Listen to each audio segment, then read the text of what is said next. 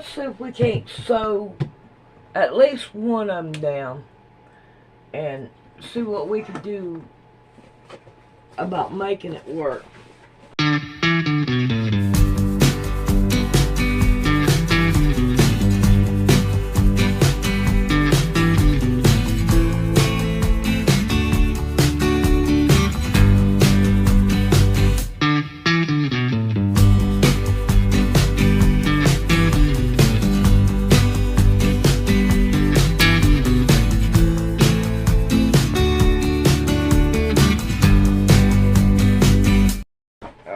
Let's see, I'm going to take this one and put it over here.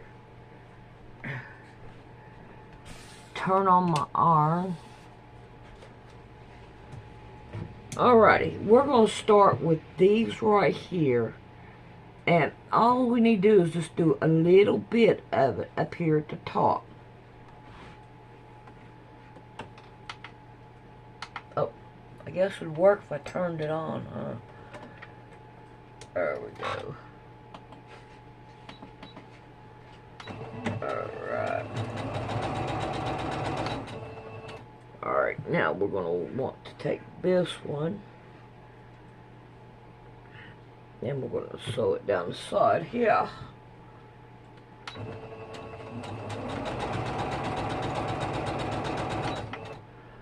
Alright, now we got the beak.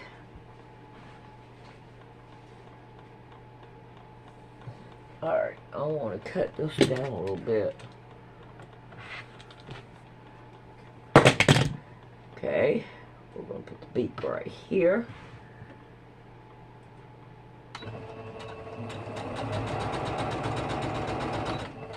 Alright, now we got the feet. I'm going to go up as much as I can so I can use this bottom for beaks or whatever I need. Probably ought to cut some of it off.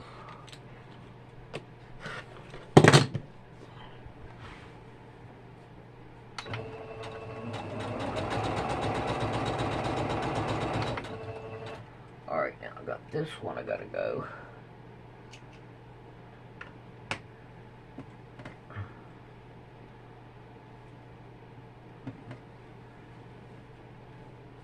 Probably ought to work on the feet first because it's got 2 or 3 different parts. Let's see.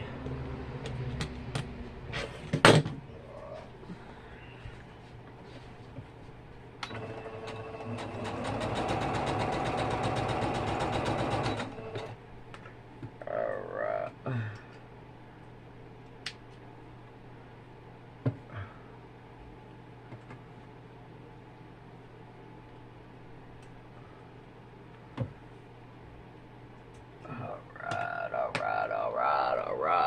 Now, let's see what we can do about doing this. Yes. Alright, now I want to put them back. And then I'm going to go through and cut everything out. I gotta get the other part of this.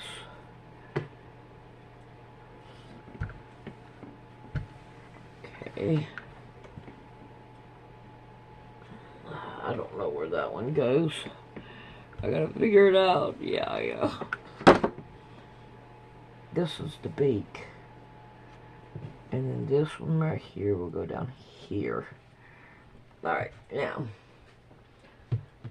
I need to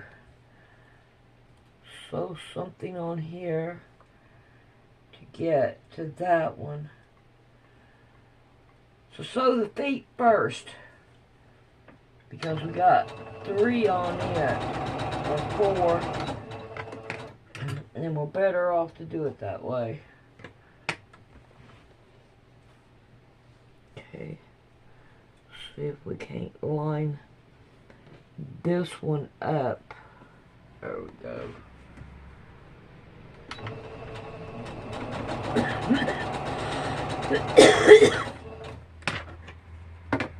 Yeah, it'd be better. I'm gonna do the feet first. Well, alright, let's see if I can't get down here to a different color.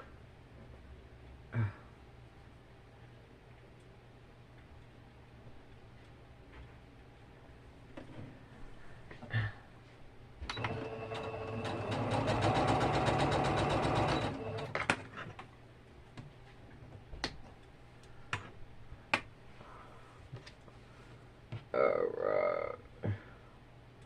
What we want to line this up and this up. Well, it's not going to happen that way. Let's see if we can't do it this way. Hopefully it'll work. I want them all different. I don't want them all the same.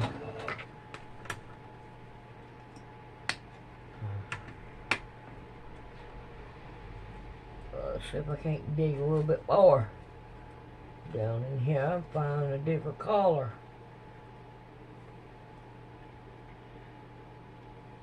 You would think that I would have enough now to make a quilt, but honestly, I don't think I do.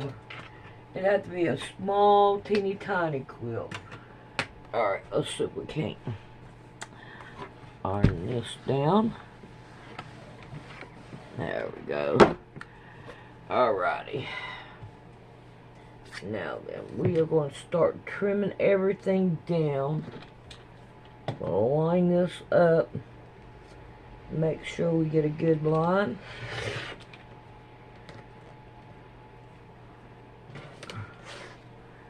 And then this one. It's going to look neat, I hope.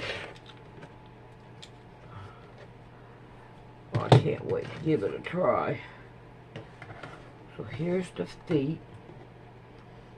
Alright, let's see what we can do about lining this up with this one.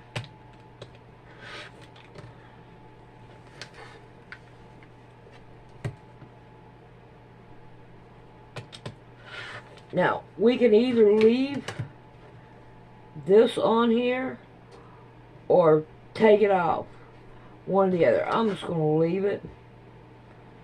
And then we're going to cut these right here down. This has worked out pretty good, I think. Yeah. Okay. Now, we have these two here. We're going to go ahead and sew these down.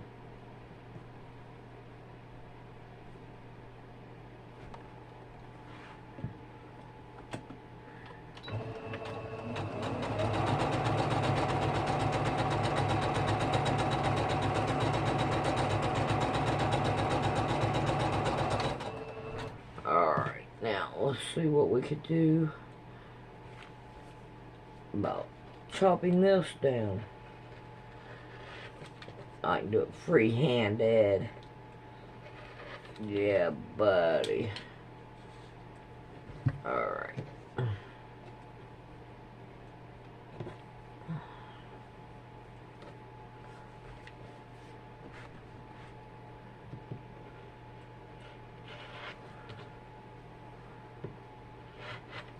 Okay. Now, I think these two get sewed together. Yeah. Okay, so we're going to sew these two together. See if we can't line them up.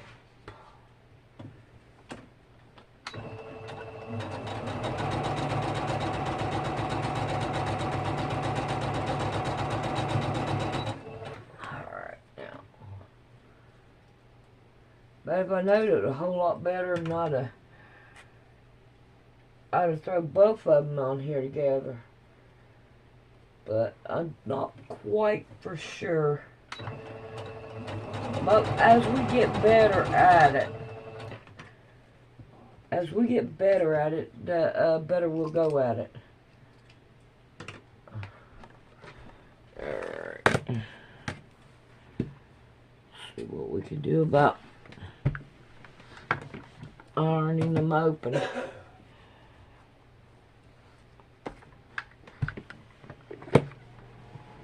Yeah. Alright, let's see if we can't cut the tips off of this.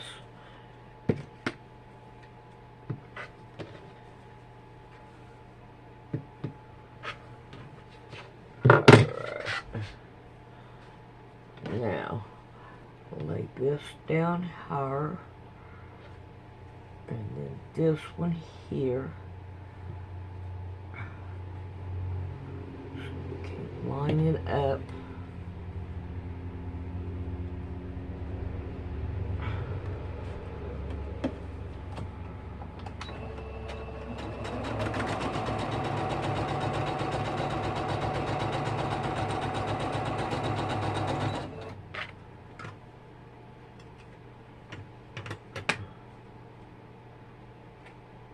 Come on. Work with me.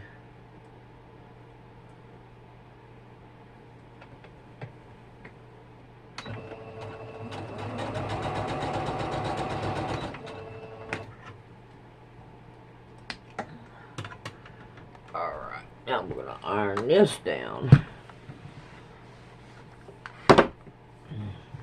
Alright, we got a little bit up here at the top and a little bit down here at the bottom. We can level it up with this block here.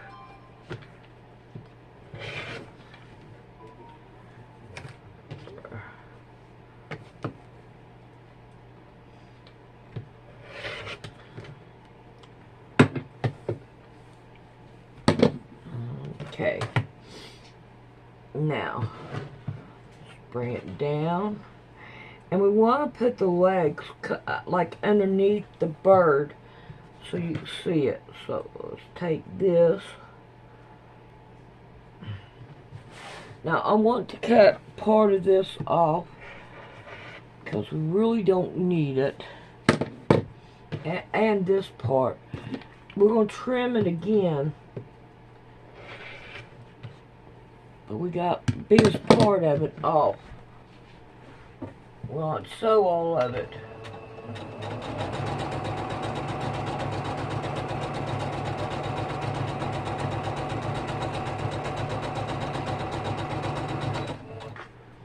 If I have to sew each one of them different,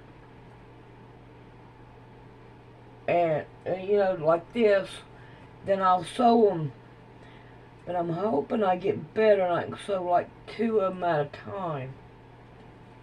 I'm not quite sure how many I'm going to want. But I'll sew as many as I can. Okay, let's see if we can't cut these down. Okay.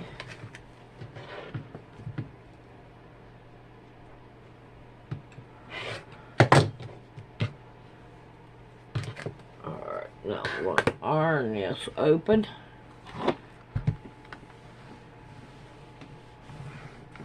Oh man, don't that look cool? I wish that I had this right here more the white. But hey, for the first time, no big deal. Alright, let's see what we got here. Okay, let's sew one of these down. And I'm going to want to iron that little piece there. I want to use part of it to go down here at the bottom. Okay.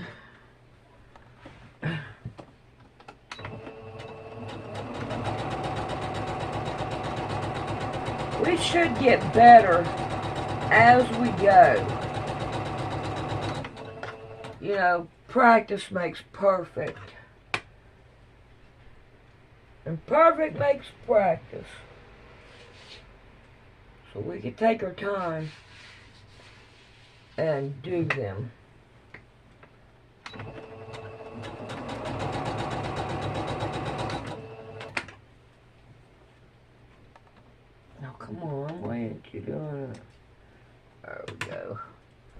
We need to iron each one each time. Right.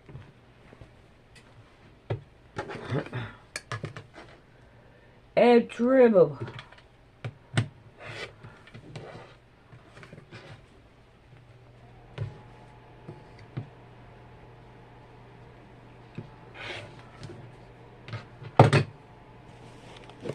Right.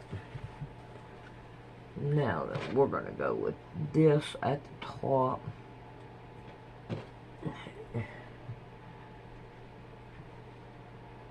And trim a little bit off of it. Believe it or not, that's a lot for sewing.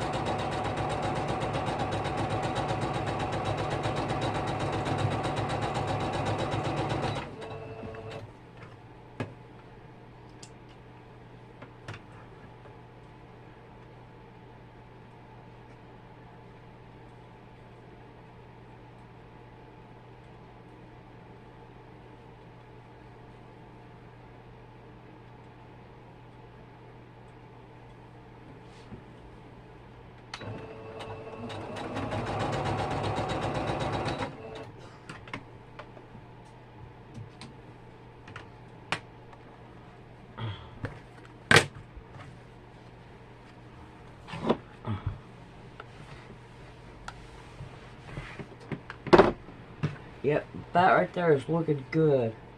Looking really good. Alright, let's throw this one on this side.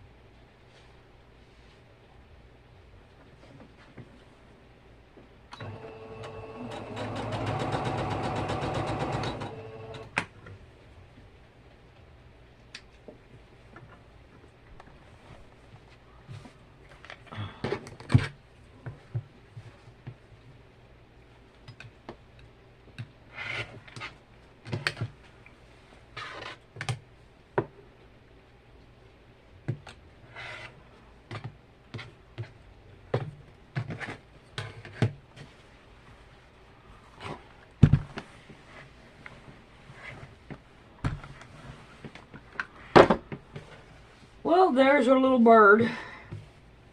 I think it looks pretty good. I wish the beak was just a little bit bigger.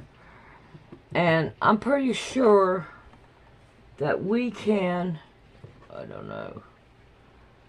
No, those are too small. But we can take and put this down more and make it go up. But I think it looks pretty good. Now what we could do is take and put an eyeball on here. Just one little pop there. And that should make a little eyeball. I think black would be better, or blue. But I think that looks pretty good. I really do. I think we're on our way, except for I want this right here to be more down here white. But it worked out pretty good. Alrighty. I'm not going to sew this next one down. All I'm going to do is set this one to the side, and we are going to put this one backwards. That's the good thing about having different colors, having the same colors on the back. Alright, so I'm going to want this one here, and then this one here, and we're going to want to go up here and right here, and then we're going to want this one, and then this, and then this, with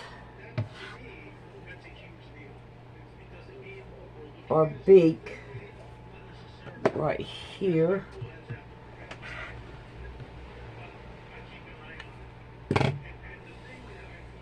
Our beak. And then we have our feet. So it will be this way.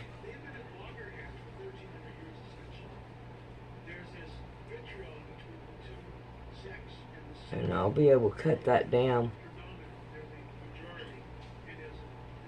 on both sides to kind of like even up. I don't want to cut it right now. I mean, I can cut some of this down, but we're going to wait, and I'm going to sew this tomorrow and check it out then. I believe I'm missing a piece. I don't see it. Alright, I'll have another piece down here for tomorrow. But I am proud of that. I need to find me another marker, and so I can put some more eyeball on there. But I think it turned out pretty good, and we're going to go cut another piece down here.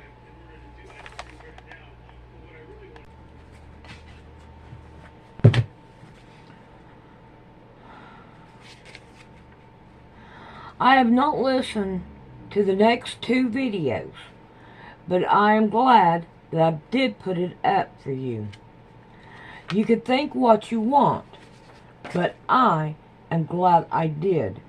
This makes me think more on what they do, listen to what they say. This is what you want. Is this what you want? The second and one did not take the pill. Witchcraft is more than what you think this is. The butterfly effect. When I found out is the more you take, the worse it will get. So you can put more money into it. Big Pharma gives to both sides or anything to profit them. Alright, let's look and see what we have on the Bible, what the Bible says, okay? So, the word is pharmakia. It translates to witchcraft or sorcery. Alright, we want to go to Galatians.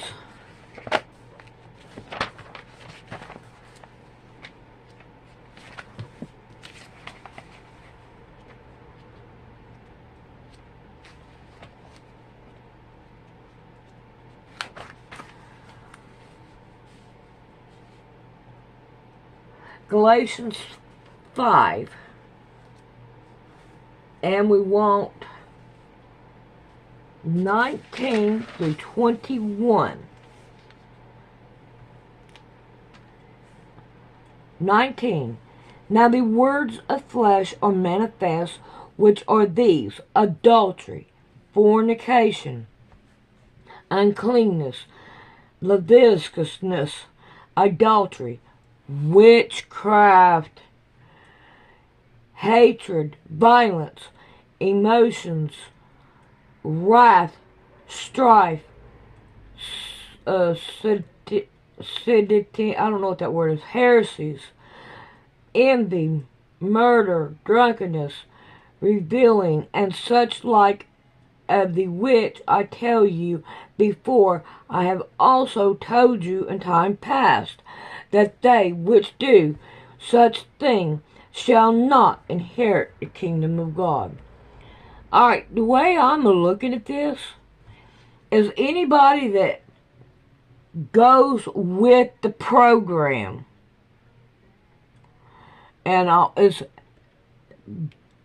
dabbling in witchcraft or sorcery or whatever you want to call it. So therefore, I really don't want nothing to do with any more pills. If I die, I die. Alright, we want to go to Matthew and 7 and 12. Therefore, all things whatsoever you would that men should do to you, do you even so to them. For this is the law and the prophets. Enter ye in the strait gate, for wide is the gate, and broad is the way that leadeth to destruction, and many thereof which will go in thereat. Because strait is the gate, and narrow is the way, which leadeth into life, and few there be that find it. So just think about how Big Pharma has got just about everybody on this earth taking pills. What if you take them pills and God says, I never knew you? Alright, let's go to 1 Timothy.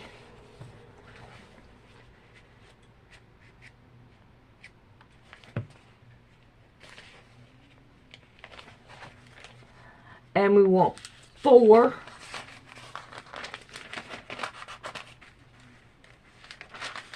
and 8. For bodily exercise profiteth little. So the more you exercise, the little it'll help. Is what I'm getting here. But, you know, I don't know. People out here walking and all, they seem to do better. I may be reading this wrong. Maybe the exercise is something other than what I'm thinking. So we'll look that word up. But godliness is profitable unto all things, having promise of the life that now is, and of that which to come. This is faithful saying, and worthy of all exceptions.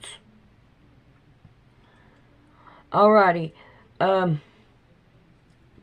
Timothy 4 and 8.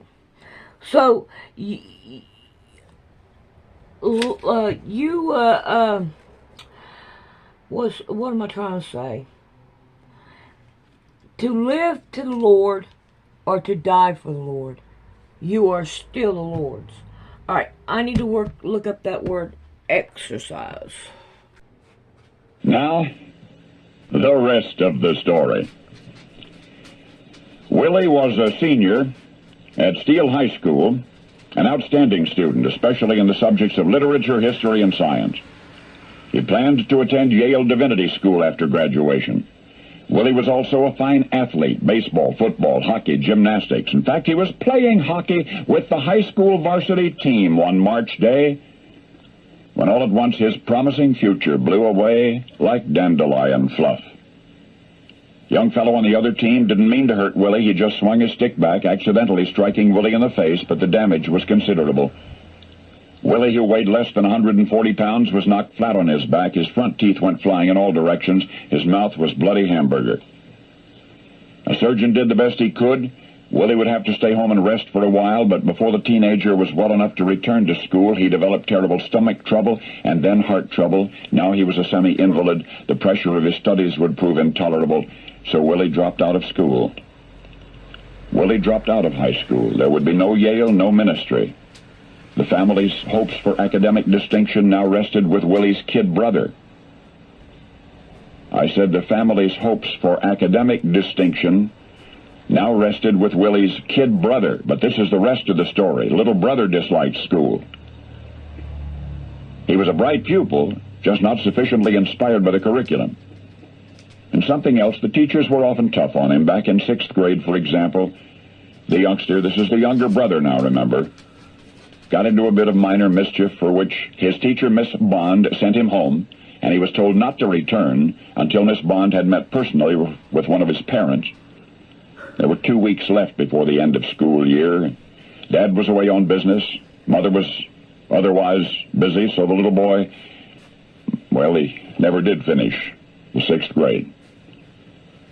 The family had moved to another town before he re-entered high school.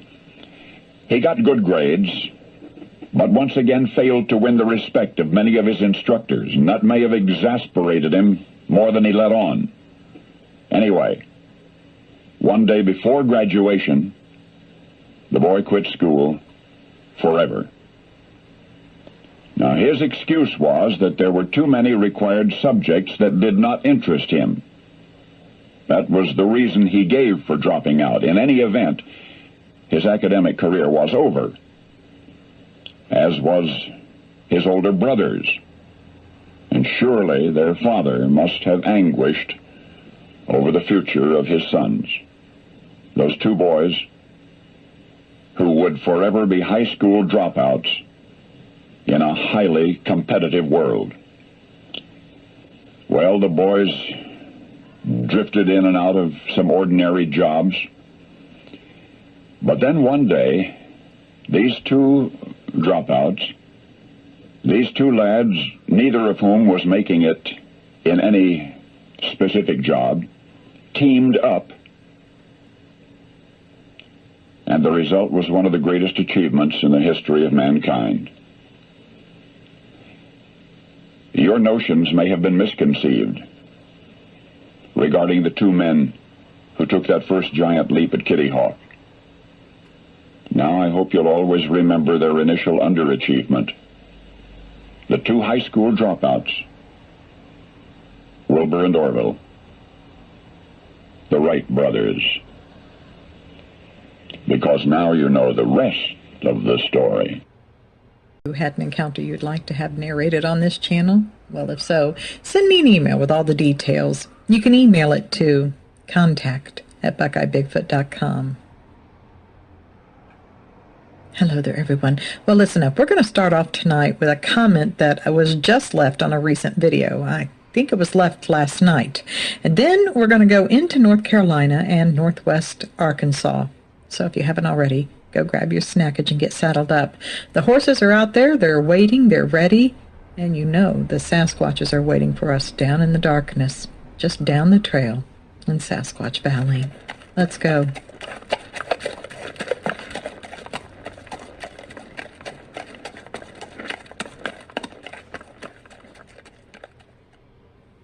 Here's what Roger left on a recent video. I'm retired. My wife and I were camping near the Continental Divide in Colorado. We have an old 1971 camper that we rebuilt with a diamond plate silhouette of a Bigfoot on the door. At around midnight, we were awakened with a clicking sound that kept repeating. It sounded like two rocks being smacked together. Always two clicks. It came from near our camper, then another two clicks from farther out in the forest. We laid there, alert, and stayed quiet. It kept on for about 10 minutes, with the closest one getting closer each time. Finally, it got quiet, and we could hear something walking around our camper. It kept brushing up against it and rocking it. We heard it walk around the camper and up to the door. I was just inside that door, and the window was slightly open. In the darkness, it looked like a shadow passing by my window and brushing alongside the camper. Then it grabbed the doorknob and twisted it in both directions. In the morning, I wanted to know how high our doorknob was. Standing on the ground, the doorknob came to my nose. It was not a bear. That same thing happened the next night, too, and in the same way as the night before. For some reason, I wasn't scared. Neither was my wife. The third night it rained. At around midnight, I went out in the rain, naked, and held my arms out to rinse myself off. If you've never done that, it's far more refreshing than a shower. When I got back into the camper, I looked at the time. It was 12:14. I wonder if I was being watched. No matter. We didn't have any more activity like that for the next 5 days when we left. The experience has us both wondering about it. Thanks. I live in North Carolina, and this happened near my small farm in Montgomery County in December of 2023. I had a corn pile I used for my deer hunting trips. I also have a hang-on deer stand attached to a pine tree close to the corn pile. I do not shoot does at the deer stand. I just hunt the bucks who wander through looking for a hot doe during the rutting season. In North Carolina, the corn piles are legal during the deer season. It was early in the week, probably a Tuesday, when I was in the stand. I had not been seeing as many deer as I had normally been seeing in the past. That got me curious as to what had happened to them. Anyway, I had not had any luck since I got up in the stand around 7 a.m. that morning, and it was approaching 3 p.m. I then heard something walking in the leaves, like a human being coming down toward me, but not in a direct line. Every time he would step, there was a sharp stab between each step. I could not figure out what was making that sharp stabbing noise. Also, I could not determine what was making the stepping noise, unless it was a Bigfoot. I had heard tree knocks previously, so I knew that there were several Bigfoot in the area. The noise was getting closer, but it was not coming directly toward me, but was off to the side. It was definitely a bipedal animal, and what was making the sharp noise? I could not come up with a good answer. I just kept listening as it got closer. Then the noise stopped about 70 yards from me. I knew that there was a stand of pines out there, and either it had gotten on the pine straw and was not making any noise, or either it had stopped. At quitting time, I came down, and on my way to my dad's house where I was staying, I stopped by one of my cousin's house, and I was telling her about the sharp stabbing noise. She said that she could tell me it was a walking stick or a cane, that her husband had used one before he died. So the next day on Wednesday, I went back to the same tree at 7 a.m. and I got in my stand. I waited and looked and did not see anything.